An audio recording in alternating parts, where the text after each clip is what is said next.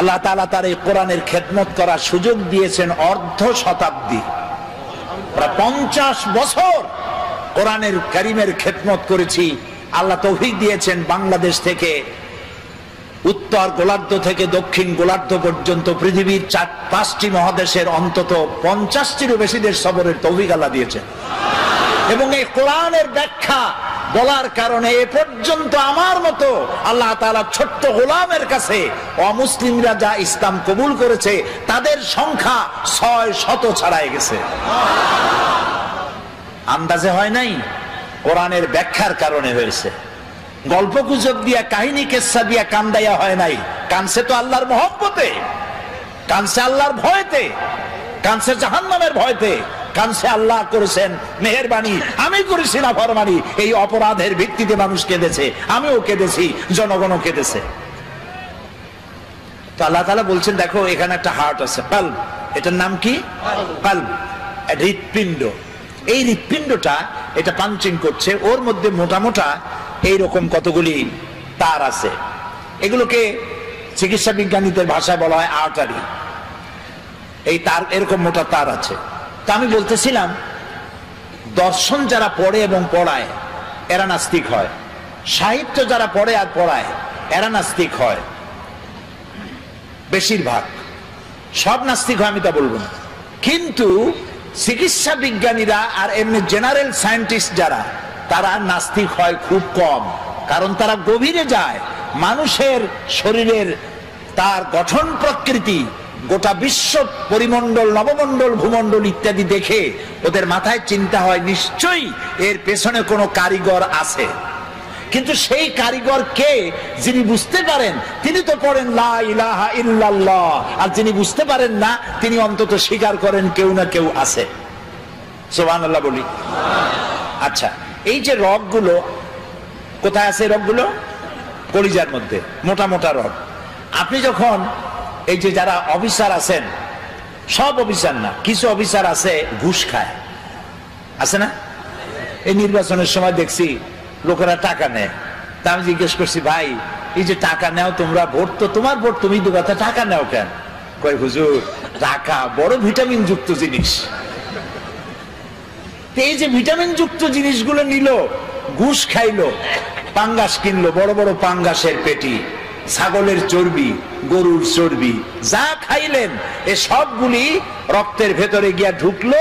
কলিজার ভিতরে যে আটারি আছে এরকম ছিদ্র, ওর মধ্যে ঢুকলো, ঢুকে দেওয়ালে চর্বি লাগতে থাকলো, লাগতে লাগতে এখন রক্ত পাস হওয়ার মতো নাই, এটা শুকাইতে শুকাইতে এরকম হয়ে গেছে। তখন অ্যানজাইনা শুরু হয়, বেদনা শুরু হয় হার্টের মধ্যে। কি হয়?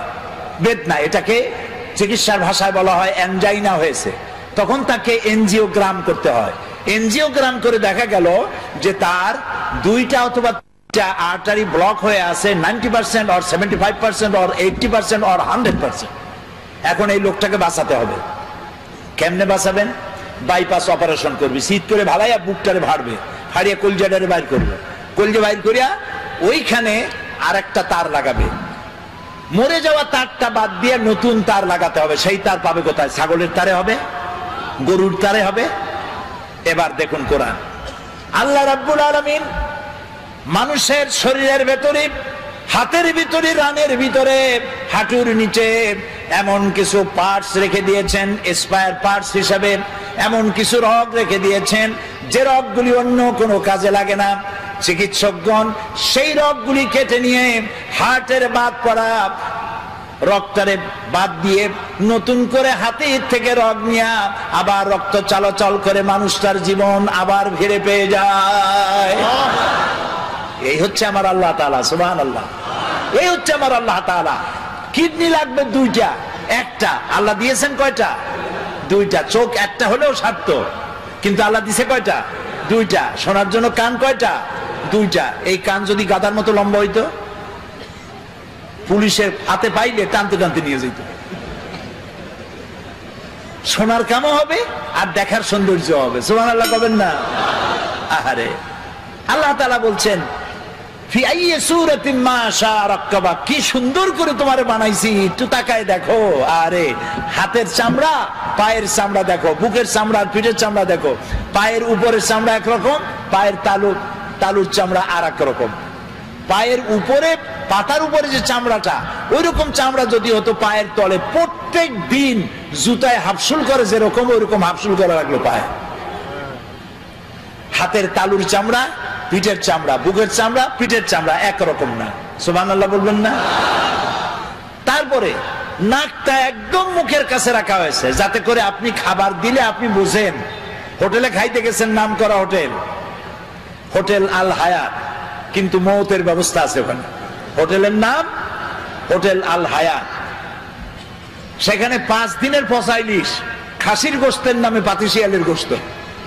এখন খাইতে গেলে নাক একদম মুখের কাছে, নাক সার্টিফাই করবে, নাক বলে দেবে বেটা খাস না, 5 দিনের পচা ইলিশ।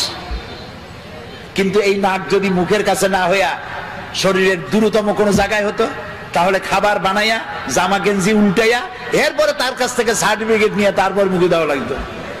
তাও সুবহানাল্লাহ কবেন না? আল্লাহ তাআলা এত সুন্দর করে এই মানুষকে সুগঠিত করেছেন, সুন্দর করে বানিয়েছেন, তারপরে এই পৃথিবীকে সুসজ্জিত করেছেন মানুষের থাকার জন্য, পড়ার জন্য। আল্লাহ তাআলা বলছেন, এই পৃথিবী তোমার জন্য আমি সৃষ্টি করেছি, খালাকা লাকুম মা ফিল আরদি জামিয়া, এই পৃথিবীতে যা সৃষ্টি করেছি সব তোমার জন্য। বিজ্ঞানীরা বলেছেন, হিমালয় পাহাড়ের অত্যুচ্চ শিখর থেকে শুরু করে আটলান্টিক মহাসাগরের অতল তলদেশ পর্যন্ত যা কিছু আছে সব মানব সেবায় নিয়োজিত, সব মানুষের সেবা করছে। এই মাত্র 50-60 বছর আগের কথা হবে। প্রশান্ত মহাসাগর, প্যাসিফিক ওশান, প্রশান্ত মহাসাগরের ভিতর একটি নদী আবিষ্কার হয়েছে। এই নদীটা 400 কিলোমিটার লম্বা আর 150 কিলোমিটার চওড়া। সমুদ্রের মধ্যে নদী, তার মানে কি? তার মানে হচ্ছে সমুদ্রের পানি কি নোনা না মিঠা? বলেন সবাই, নোনা পানি। ওই এলাকার পানিগুলি আল্লাহ বানাইছেন মিষ্টি, এটা আবিষ্কার হয়েছে। তো সমুদ্রের নোনা পানির মধ্যে মিষ্টি পানি, মাঝখানে কিন্তু কোনো পার্টিশন নাই। মারাজাল বাহরাইনে ইয়ালতাকিয়ান বাইনাহুমা বারযাখুল লা ইয়াবগিয়ান, কোনো পার্টিশন নাই, হিজাব নাই, বাঁধ নাই। নোনা পানির ভিতরে মিষ্টি পানির ব্যবস্থা আল্লাহ রাব্বুল আলামিন করে রেখেছেন। জলচর প্রাণীরা যেন পানির অভাবে কষ্ট না পায়, মিষ্টি পানির অভাবে কষ্ট না পায়।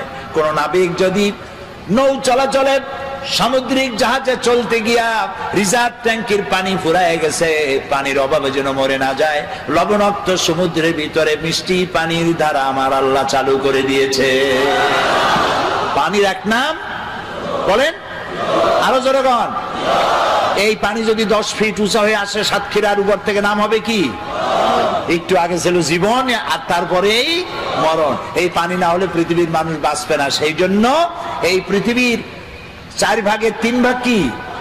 পানি, পানি। সুবহানাল্লাহ। একটা মহাদেশ আছে, যেই মহাদেশের নাম হলো অ্যান্টার্কটিকা। আস্থা মহাদেশটা হলো পানি। পানিকে আল্লাহ তাআলা বরফ করে রেখে দিয়েছেন। পানির যদি ঘাটতি হয়, এই বরফ গলায় দিয়ে আল্লাহ পানি পূরণ করে দিবেন। মাটির তলায় পানি, খালে পানি, বিলে পানি। আচ্ছা বলেন তো, আপনাদের এলাকায় কলারোয়ায়, এই সাতক্ষীরায়, ঝাউডাঙ্গায়, তারপরে এদিকে আরো কি কালীগঞ্জ, তারপরে শ্যামনগর, প্রতাপনগর, আশাশুনি, কয়রা, বেয়াড়া, আরো কি আছে না, হুগলা বুনিয়া নাকি, সব আমার মুখস্থ। এই এলাকার নদীগুলো সোজা না বেঁকা বেঁকা? হ্যাঁ, সমস্ত খাল আর নদী কি বলেন? বেঁকা বেঁকা। কেন?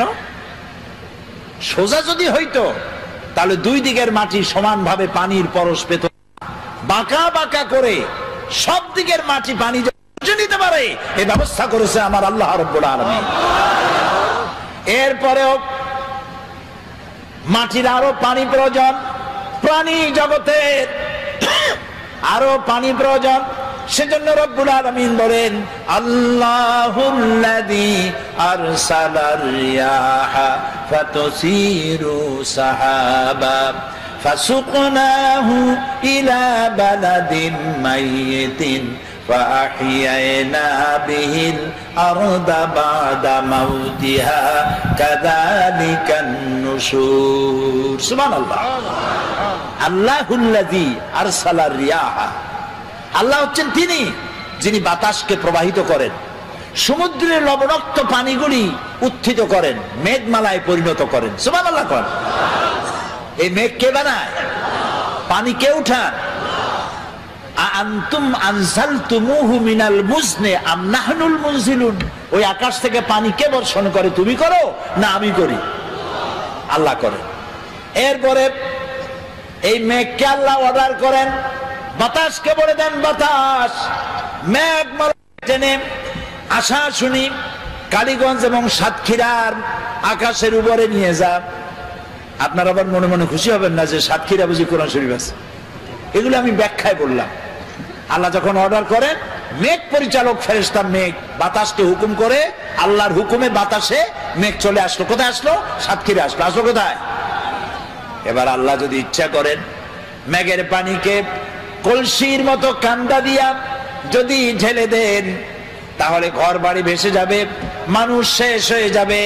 আল্লাহ রাব্বুল আলামিন কণা কণা বৃষ্টি নাজিল করে দেন, ফোঁটা ফোঁটা বৃষ্টি। এই ফোঁটা ফোঁটা বৃষ্টি পৃথিবীর শুষ্ক বালু কণা কোথায় আছে খুঁজে খুঁজে বের করে সমস্ত শুষ্ক বালু কণাগুলিকে আল্লাহ সিক্ত করে দেন। তারপরে মরা জমিনকে আল্লাহ তাআলা জিন্দা করে দেন বৃষ্টির পানি দিয়া। মরা জমিন কি হয়ে গেল? জিন্দা হয়ে গেল। এখন চাষ করেন, বীজ বপন করেন। আল্লাহ তাআলা বলেন, এই যে বীজ বপন করলা, আনতুম আনশাতুম শাজারাতাহা আম নাহনুল মুনশিউন। ওই মাটির তলায় যে বীজ তুমি বপন করলা, ওটা তো পচায়ও দিতে পারতাম। ওই মাটি ফাইয়া বীজটা অঙ্কুরিত হলো। কে করলো? তুমি করছো না আমি করছি? সুশীলরা করছে না বুদ্ধিজীবীরা করছে? কে করছে? জোরে বলেন আল্লাহ তাআলা। এভাবে আমি ফসল উদ্গত করলাম, ধান হইল, ধানের মধ্যে চাউল দিলাম। যদি চাউল না দিতাম, লাউ নাশাউ জাআলনাহু উজাজান, না লাউ নাশাউ জাআলনাহু হুতামা ফাযালতুম তাফাক্কাহুন। যদি আমি ওই ধানের মধ্যে চাউল না দিতাম, তাহলে তুমি কি করতা? বাল নাহনু মাহরুমুন, কপালে আঘাত করতে আর বলতে আরে মাহরুম হয়ে গেলাম, বঞ্চিত। ধানগুলারে আল্লাহ সিটা বানাইতে পারে না? কে বলছে? আল্লাহ নিজেই বলছেন, আমি ইচ্ছা করলে সিটা বানাই দিতে পারতাম। তাহলে আমি তোমাকে বানাইলাম। কে বানাইছে? বলেন সবাই। এই সুন্দর দুটি হাত কে বানিয়েছেন? চোখ দিছেন কে? কান দিছেন কে? নাক দিছেন কে? মুখ দিছেন কে? চলার জন্য, বলার জন্য শক্তি দিছেন কে? চিন্তা করার ক্ষমতা দিছেন কে? যৌবন দিছেন কে? বাচ্চা দিছেন কে? বউ দিছেন কে? এই সব কিছু দিয়া খাবেন কি, সেটা আল্লাহ তাআলা বানাই দিয়েছেন। সুবহানাল্লাহ। জমিনে ফসল হইল, আরে জমিনকে আল্লাহ অর্ডার দিলেন, আমার এই জমিন এত ভালো, বাংলাদেশের এই মাটি এত ভালো, আমার প্রিয় জন্মভূমি বাংলাদেশ। নাম কি? তাও এরকম আসতে কইলেন, জোরে কর না, আরো জোরে কর। এই মাটি বড়ই সুন্দর।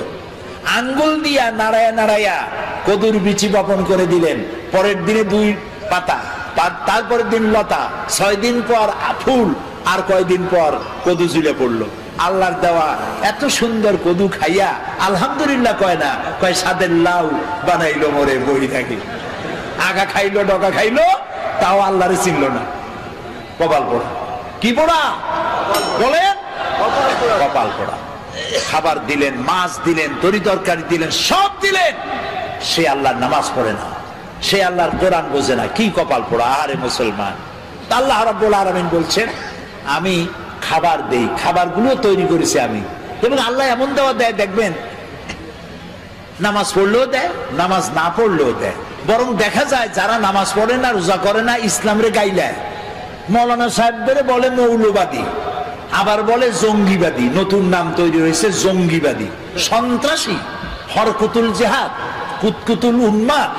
এরপরে নতুন আরেক নাম রাখছে, শুনে তো অবাক হয়ে গেছি। নতুন নাকি আরেকটা দল বাইরে হয়েছে, সেটার নাম আল জঙ্গিতুল জংলা। এ আবার কোন জঙ্গলে আল্লাহ জানে।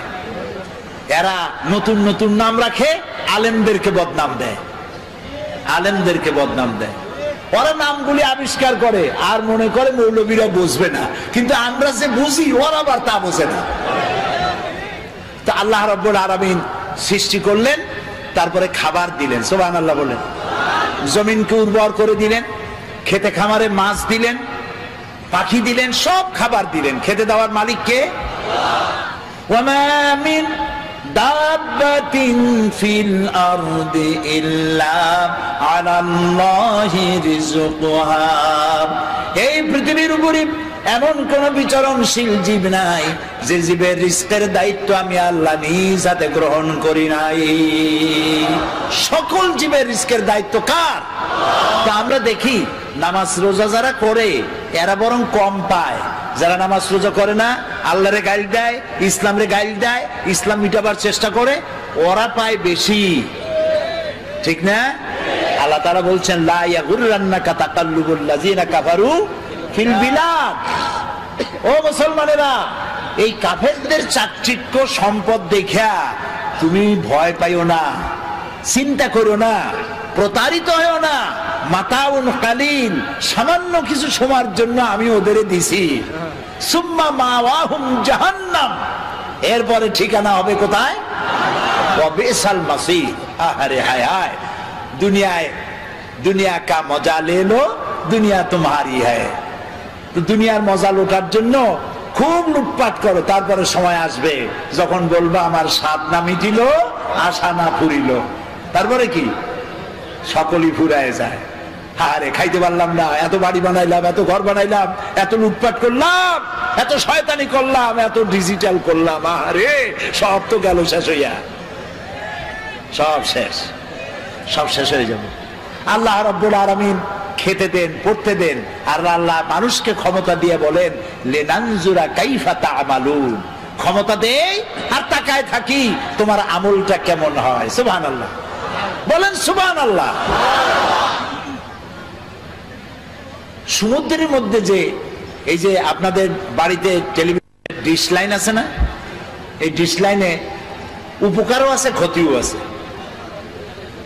এত সব বাজে ছবি আসে, এগুলি বন্ধ করা ভালো, কন্ট্রোল করা ভালো। কিন্তু ভালো ভালো ছবিও আছে, যেমন ন্যাশনাল জিওগ্রাফি একটা চ্যানেল আছে, ডিসকভারি একটা চ্যানেল আছে, এনিম্যাল প্ল্যানেট একটা এনিম্যাল প্ল্যানেট একটা চ্যানেল আছে, আছে না?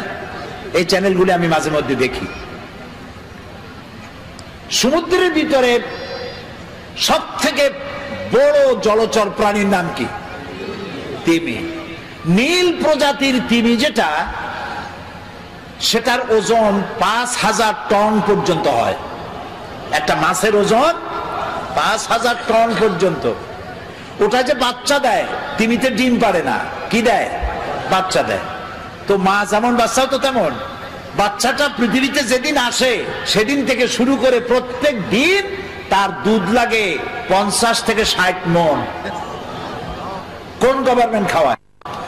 আরে বলো, কোন গভর্নমেন্ট খাওয়ায়? নাম কি তার? চিৎকার দিয়া বলো। আল্লাহ তাআলা খাওয়ায়। সুবহানাল্লাহ, সুবহানাল্লাহ। খাবারের দাবিতে সুন্দরবন থেকে রয়্যাল বেঙ্গল টাইগার খাবার না পাইয়া নিজেরা কামড়া কামড়ি করে ৫০০ বাঘ না খাইয়া মারা গেছে। এরকম কোন খবর পত্রিকায় ছাপা হয়েছে? পত্রিকার তো অভাব নাই। দৈনিক দেখে নেব, প্রত্যেক দিন চিৎকার, মাসিক হুঙ্কার। এই যে পত্রিকাগুলি, তো দৈনিক দেখে নেব এই পত্রিকায় কোনোদিন এরকম ছবি আসছে, খবর আসছে? কুমিররা না খাইয়া, হাঙ্গরেরা কামড়গুলি না খাইয়া ২০০০ কুমির, হাঙ্গর, কামড় নদীর ভিতরে ভেসে উঠেছে। হয়েছে এরকম? হয়েছে এরকম? হয় নাই। ওরা না খেয়ে মরে না। আচ্ছা, এখন বলেন সংখ্যায় কারা বেশি? সংখ্যায় মানুষ বেশি না পিঁপড়া থেকে শুরু করে পাখি পর্যন্ত তারা বেশি? অন্য সৃষ্টি জগতের মানুষ ছাড়া অন্যরা বেশি। সেগুলো না খাইয়া মরে না। না খেয়ে মরে কারা? মানুষগুলি। ওগুলো না খাইয়া মরে না। এবার আল্লাহ রাব্বুল আলামিন তিনি বলছেন আমি খাবার দেই, গর্ত থেকে পিঁপড়া বের হয়, সাপ বের হয়, সুন্দরবন বন থেকে বাঘ বেরিয়ে গেল, সিংহ বেরিয়ে গেল, হাতি গন্ডার বেরিয়ে গেল। পানির ভিতরে পুঁটি মাছ থেকে তিমি মাছ, মহাশূন্যে টুনটুনি পাখি থেকে শুরু করে ঈগল পাখি যে দুই থাবা দিয়া দুইটা ভেড়া থাবা দিয়ে উড়ে চলে যেতে পারে, এই শক্তিশালী পাখি। সমস্ত প্রাণী জগৎ সকাল বেলায় খালি পেটে মহাশূন্যে উড়ে বেড়ায়, জঙ্গলে ঘরে সমুদ্রে সাঁতার কাটে, আর সন্ধ্যা হতে না হতে সমস্ত প্রাণীর পেট ভরে দিয়ে আমি আল্লাহ যার যার ঘরে ফিরাইয়া দেই। সুবহানাল্লাহ, সুবহানাল্লাহ। এ হচ্ছে আমার আল্লাহ। সেই আল্লাহর সেজদা দাও না যিনি খাওয়ান, যিনি পরান, যিনি সবকিছু দিয়েছেন, সে আল্লাহকে ভুলে গিয়েছ। খেতে দেওয়ার মালিক তিনি, কত খাবা তুমি। হাদিসে কুদসি, হাদিসে কুদসি, অর্থাৎ এটা কোরআন না, আল্লাহ বলেছেন। কি সেটা? হাদিসে কুদসির ভিতরে এসেছে, মুত্তাফাকুন আলাইহি, আল্লাহ তাআলা বলছেন পৃথিবীতে যত জিন এসেছিল আর যত মানুষ এসেছিল, পৃথিবীতে যত জিন আসবে আর যত মানুষ আসবে, যদি পৃথিবীর কোন একটি মাঠে একত্রিত হয় আর যার যার চাহিদা আমার কাছে চাইতে থাকে, সকলের চাহিদা কি একরকম?